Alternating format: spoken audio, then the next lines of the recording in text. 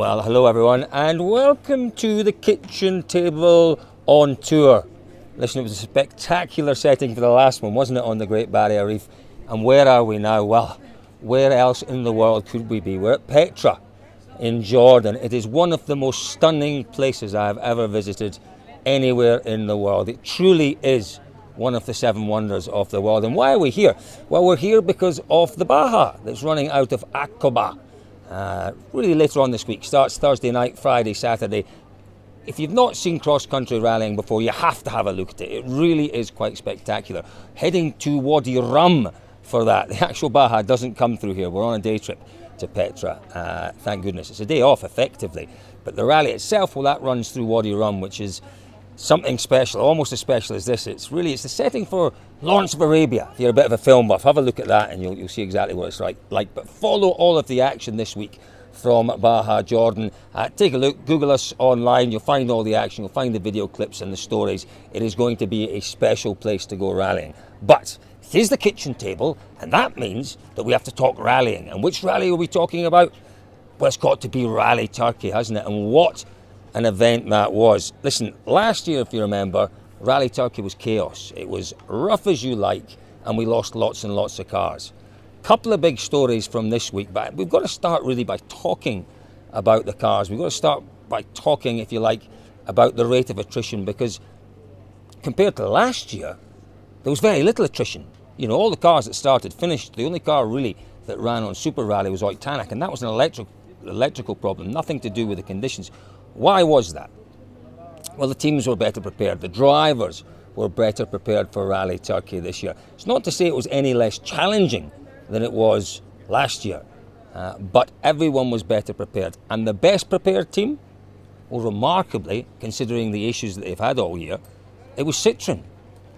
But again, there are reasons for that. You know, what is it they say? That one swallow doesn't make a summer. I don't think we can say that Citroen are absolutely out of the mire that they found themselves in. And they found themselves in a terrible state. They left Rally Germany absolutely in the doldrums. Germany was a disaster for them. That car had worked well on tarmac, and for whatever reason it didn't work in Germany. And it looked at that point as if Citroen were lost, as if they didn't know what to do. You know, we'd come out of the summer break. Yes, Finland had been a decent event for them, a podium for Lappi, but Germany was, if Finland was one step forwards, Germany was 5 or 6 or 7 steps backwards for Citroen. And we didn't really know what to expect when we got to Turkey. But what we absolutely didn't expect was a Citroen 1-2. It was the most remarkable result. Now, if we talk about just how rough Turkey was, you know, you saw the cars at the stop lines. They looked as if they'd been through a war zone, particularly at the end of Saturday. The Hyundais, the Fords, the Toyotas, all with lots and lots of damage to the cars, bits missing. But at every single stop line for the whole event, the Citroens were pristine. There was very little damage. There was very little aero missing. And again, that is because of the design of the car. The car was designed as a rally car. They didn't really overindulge in the aerodynamic madness that we saw from some of the other teams. And that is the reason it worked so well in Turkey. It was designed at its core as a rally car. There was nothing superfluous to that car that could affect the performance. Now, on top of that, Ogier drove well. Lappi drove brilliantly. The car, the tyres, the whole package, the suspension worked well, and the Citroen was supreme. It was miles quicker than the Toyotas, who had wiped the floor with them on Rally Germany. As I say, it's not an absolute turnaround.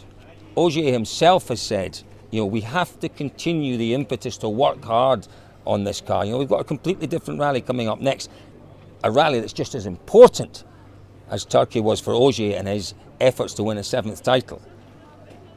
But it's different. Potentially it could be slippery, it could be wet, it could be muddy. That is a very different challenge to a hot, rough, dusty, rock-strewn rally. In terms of the setup of the car, it's completely different. Will Citroen get it right for GB? Every chance. Remember, Ogier won last year there, okay? He won in a Ford. Ogier's won GB a couple of times now, and you know, he knows the roads. He knows how to prepare the car, to set the car up. The thing with GB is we're not really sure what the weather's going to do. Right now we're enjoying an Indian summer in GB. The weather is fantastic. We're only 2 weeks away. If that weather continues into GB week, it will be a hot and dry and remarkably fast event. There's no question about that. But Ogier has once again put himself in with a real shout from being more or less out of it. We thought he was out of it after Germany. He's put himself in with a real shout because he's put pressure on Toyota. Has he put pressure on Tanak? No, because Tanak doesn't seem to feel pressure. Tanak knows that if he's given the right car, a car that works, he'll be there or thereabouts, and he'll probably win.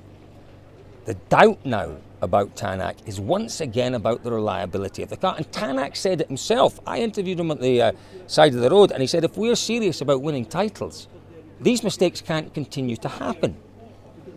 Now, what we have to always remember is that that car, that team, are only halfway through, 3/4 of the way through their third season in the championship. They have built a car which is the fastest car in the championship.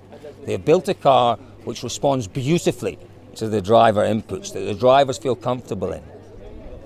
The problem with that is that you have to, in some ways, sacrifice a little bit of reliability. You don't have to, but that's what's happened. We've got niggling problems, we have suspension problems, we have problems with the rims, we've had electrical problems, and the electrical problems have showed themselves on a number of occasions. And it's worrying from Ott Tanak's point of view, it's worrying from Toyota's point of view. We've got 3 events left, GB, we've got Spain, then we've got Australia. And it's all getting very, very interesting. First on the road for GB shouldn't be too penalising for Tanak, but a real opportunity for Ogier to further close that gap. First on the road in Spain, and Tanak could be in trouble. You lose 20, 30 seconds first on the road in Spain, you cannot get that back over 2 days in tarmac. And then we go to Australia. You want to go to Australia if you're leading the championship with a 10-point lead. Yes, I know, Ogier went with a 1-point, 2-point lead last year and he still won. But to be comfortable, you want at least a 10, maybe 12-point lead going into Australia. I think it's all getting very, very interesting indeed in terms of the championship. Who's my money on? Well, before Turkey, very much on Tanak, and I'd have given pretty short odds. I think it's now more or less even though Tanak still has, a 17, 18-point lead in the championship. I think Ogier is in the ascendancy. He is the man that has the momentum. He has the confidence in the team. The team are working to continually develop the car. Tanak has niggling doubts about the car. No doubts about his ability, his performance. Doubts about the car. And that for me is the key point with 3 rallies to go. I haven't even mentioned Thierry Neuville. Listen, poor old Thierry. He had a tough time in Turkey. He made that mistake. When was it? It was on the second day on the morning. He was very quick at times. He was remarkably quick, wasn't he? On the first day on that long stage, incredibly quick. But then that mistake on Saturday morning, yes, there are extenuating circumstances. He did talk about the dust, but ultimately he made a mistake. Could prove to be massively costly in terms of his championship hopes this year. I am not discounting him, because you can't, not in rallying when there's 30 points available. You can have a 30-point swing on any one of the remaining 3 rallies, so anything could yet happen. But for me right now, the championship is about Ott Tanak being pursued.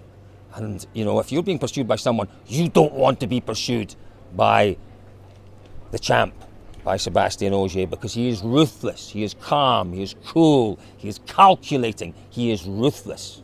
He is the man to hunt down Tanak, and it's going to get exciting. And what I do predict is that it will go right down to Australia, and Australia will be fascinating. But while we're talking about Tanak, we've got to talk about the driver market and the silly season, because there will be changes at the end of this year. Who will go where? All depends on what Tanak decides to do.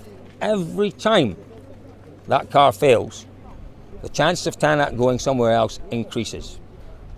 The money that Tanak will want to be paid to stay at Toyota also increases. I'm certain of that. It's a fascinating situation. Again, I'll repeat it, Tanak saying we can't afford to keep making these mistakes if we are serious about winning championships. What motivates Tanak more than anything, from what I understand, is the desire to be the very best in the world. Now, he probably is the very best in the world right now, but he wants to be recognised as the very best in the world by being world champion. And if that doesn't happen this year, will he stay? Will he stay at Toyota? Again, my money is very much, no matter what happens this year, on him staying at Toyota, because Mäkkinen's done a remarkable job there. In such a short period of time, he's built a competitive car. They need to find reliability, they really do. They need to cut out these small errors. But I would be astonished. They have budget, they have resource, they have history, they have heritage, they have pedigree in the Toyota brand behind them.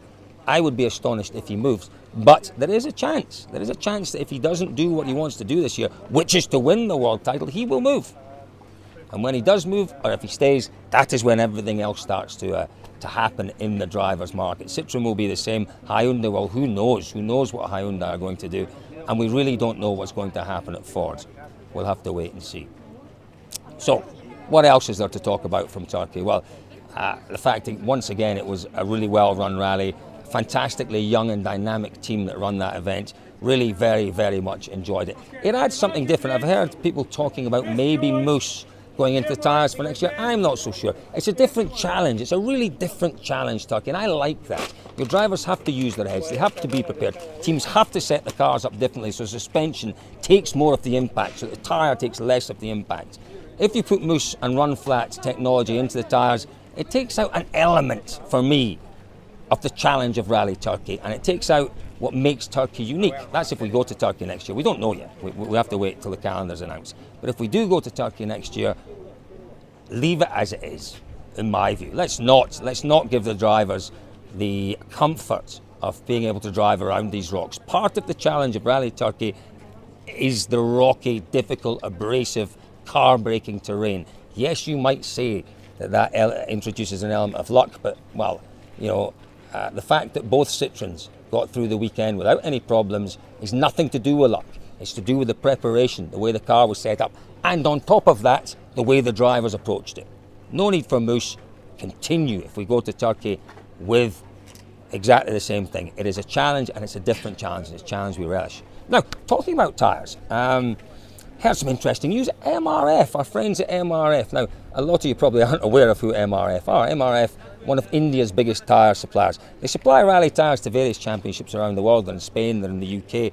They're the single tyre supplier to the Australian Rally Championship. Did a few rounds last year with Gaurav Gill in the World Rally Championship in WRC2. They are testing tyres just now with Mikko Harvinen. They were on the South Estonian Rally, and they go to Cyprus to test tyres there. They've got big aspirations, MRF, in terms of what they might do in the World Rally Championship.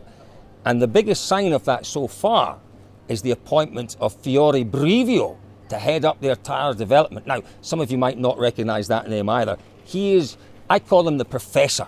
He is the professor of that black art of tyre technology. Worked for many, many years. He's an Italian. He worked for Pirelli. He then went to Dmack, and he is the man that masterminded that incredible David and Goliath victory for Dmack against Michelin on Rally GB. Well, he has gone to MRF. He will take that incredible encyclopedic knowledge that he has of tyres, and he will help accelerate the development program for MRF. So, might be a name to look out for. MRF tyres. We'll have to wait and see. I think that we'll be seeing potentially a bit of them in the World Rally Championship in years to come.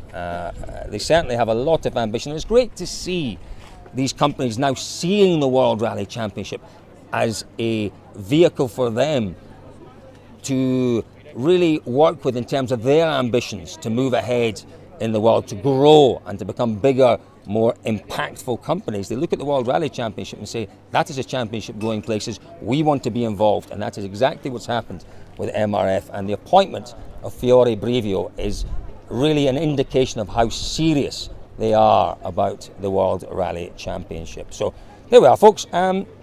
More news? I'm trying to think off the top of my head. I think that's more or less it. I've got a cup of coffee sitting waiting for me here. We're going to take in these glorious sights once again of Petra.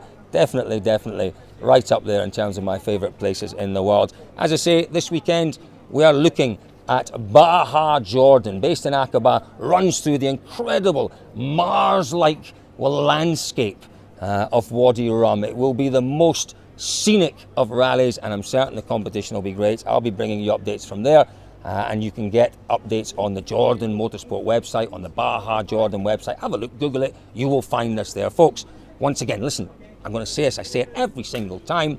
Don't forget to share on Facebook, Don't forget to like and to subscribe on YouTube. It does me a whole load of favours, and I love you for it. Thank you very much, folks. We'll speak to you again probably next week. Thanks for joining us here at the magnificent Petra in Jordan.